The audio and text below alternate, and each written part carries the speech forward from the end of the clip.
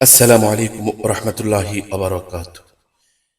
সত্য সমাগত, মিথ্যা বিতাড়িত, ইসলামী সাহিত্য সংস্থা মার্কাজ, চাটখইর বাইতুল হুদা জামে মসজিদ, ইমাম ও খতিবদের এক ঈদ পূর্ণমিলনী, যেন আলিমদের এক মিলন মেলা।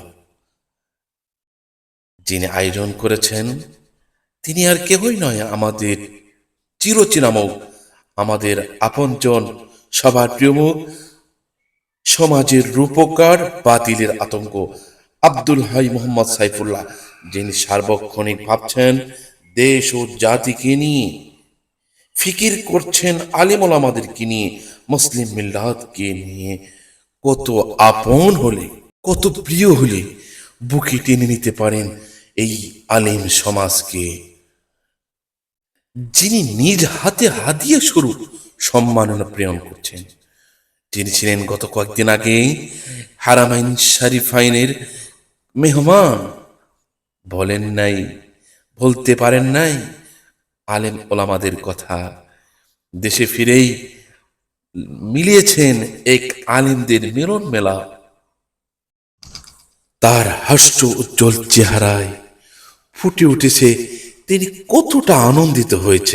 আলিম ও ওলামা, খতিব, ইমামদের একত্রিত দেখে কত খুশি আর কত আনন্দ, যা নিজ চোখে দেখা। একটু ভাবুন তো, কত আপন হলে, কত প্রিয় হলে, কত কাছের হলে, কত উদার মনের মানুষ হলে নিজ হাতে সৌদিয়ান হাদিয়া ইমাম ও খতিবদের মাঝে বিতরণ করতে পারেন। তার মুখের মধ্যে, চেহারার মধ্যে আনন্দ ফুটে উঠছিল, যেন আল্লাহ রব্বুল আলামিন তার অন্তরের মধ্যে রহমত ঢেলে দিয়েছেন। আলেম ওলামাদেরকে পেয়ে তিনি এতটাই খুশি হয়েছেন। আল্লাহ পাক আরো খুশি করুক। আল্লাহ পাক এই জাতির জন্য নাকি কবুল করুক, এই উম্মতের জন্য কবুল করুক। আল্লাহ পাক এর কাছে দোয়া করি সবাই। তিনি নিজ হাতে সৌদিয়ান খেজুর, জামজমের পানি, তাসবিহ নিজ হাতে প্রদান করছেন। তৎসঙ্গে সম্মাননা স্বরূপ খুতবাতুল ইসলাম, জুমার খুতবা ও সমকালীন প্রসঙ্গ, ডক্টর খন্দকার আব্দুল্লাহ জাহাঙ্গীর রহিমাহুল্লাহর এই কিতাবটি সবার মাঝে সকল ইমাম ও খতিবদের হাতে তুলিয়ে দেন।